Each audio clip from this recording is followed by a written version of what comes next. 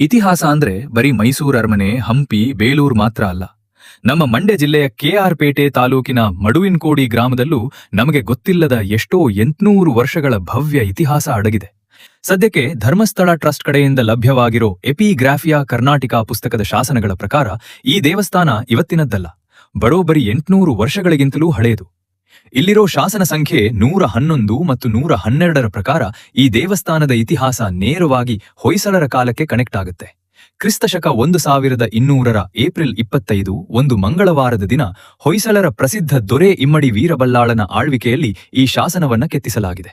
ಅಂದಿನ ಕಾಲದಲ್ಲಿ ಈ ಭಾಗವನ್ನ ಕಬಾಹು ನಾಡು ಅಂತ ಕರೆಯಲಾಗ್ತಿತ್ತು. ಒಬ್ಬ ಮಹಾ ಸಾಮಂತ ಇದರ ಆಡಳಿತ ನೋಡ್ಕೊಳ್ತಿದ್ದ. ಆ ಕಾಲದಲ್ಲೇ ನಮ್ಮ ಮಡುವಿನಕೋಡಿ ಗ್ರಾಮದಲ್ಲಿ ದೊಡ್ಡ ಯುದ್ಧ ನಡೆದಿತ್ತು. ಊರಿನ ದನಕರುಗಳನ್ನ ಕಳ್ಳರಿಂದ ರಕ್ಷಿಸೋಕೆ ಹೋಗಿ ಬಿಟ್ಟಿ ಗಾವುಡ ಅವರ ಮಕ್ಕಳಾದ ಮಹಾಪ್ರಭು ಮಲ್ಯಣ್ಣ ಮತ್ತು ಆತನ ಸಹೋದರ ವೀರಾವೇಶದಿಂದ ಹೋರಾಡಿ ವೀರಮರಣ